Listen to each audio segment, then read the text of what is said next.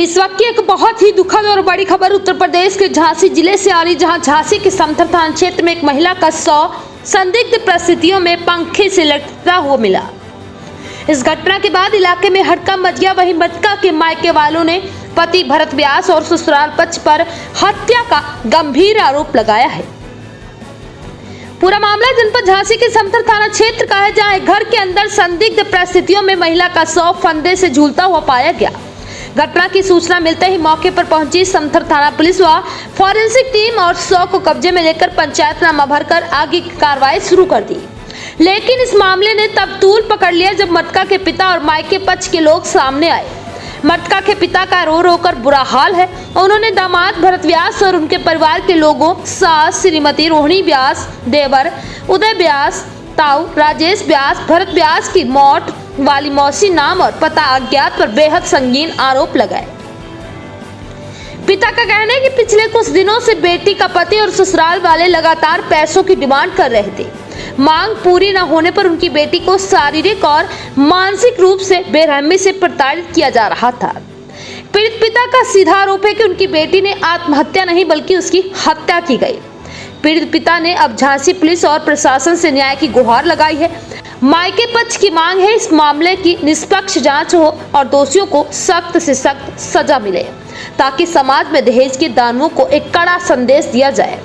वहीं अब देखना यह होगा कि समथर थाना पुलिस मामले में क्या कार्रवाई करती है।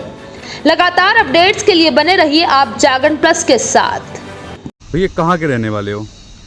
मैं कक्सीस का रहने वाला हूँ और इस समय मैं झांसी में रहता हूँ। जो आप समथर थाने आए हैं एप्लीकेशन देने, क्या है मामला, क्या हो गया है? समथर में भरत व्यास के यहाँ मेरी लड़की ब्याही थी। 14 फरवरी 2025 को हमने उसकी शादी बड़ी धूमधाम से की थी। कितना टाइम हो गया शादी को? 1 साल कुछ महीने हुए हैं। अच्छा जी। तो मैं थाने आया हूँ। मेरी लड़की को फांसी लगा के भरत व्यास और उनकी माताजी रोहिणी व्यास, उदय व्यास, राजेश व्यास, इन लोगों ने, और इनकी एक बुआ जी हैं मोठ वाली, मौसी जी हैं, मौसी हैं इनकी मोठ में। हाँ भैया। तो उन लोगों ने मिलकर हमारी लड़की को प्रताड़ित किया। कई दिनों से प्रताड़ित कर रहे थे।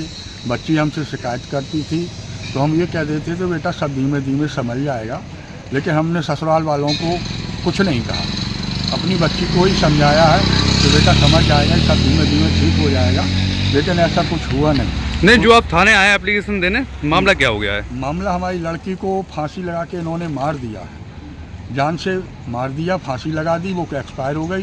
तो उसके लिए हम इसकी दरख्वास्त देने आए हैं कि अपराधियों को पकड़ा जाए और सख्त से सख्त कार्रवाई की जाए।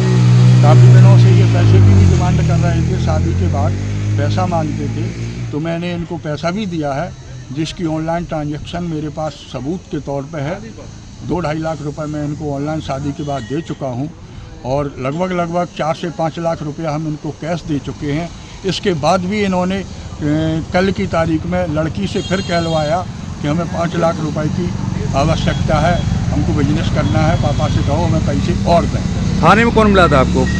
थाने हम तो सीधे इधर अपनी लड़की की ससुराल में आए थे। नहीं, जो आपने थाने में एप्लीकेशन दी है, थाने में कौन मिला था? थाने में हमें सीओ साहब भी मिले, सीओ साहब से भी बात हुई और राजपूत जी दरोगा जी हैं, उनसे भी हमारी बात। एसओ साहब क्या आश्वासन दिया उन्होंने? उन्होंने ये आश्वासन दिया है कि मिश्रा जी आप बिल्कुल निष्पक्ष रहिए, जो भी जांच है, जो भी अपराधी हैं उनको बख्शा नहीं जाएगा किसी कीमत पे, और इनको सज़ा जो भी उचित होगी वो दिलाई जाएगी। ठीक है भैया।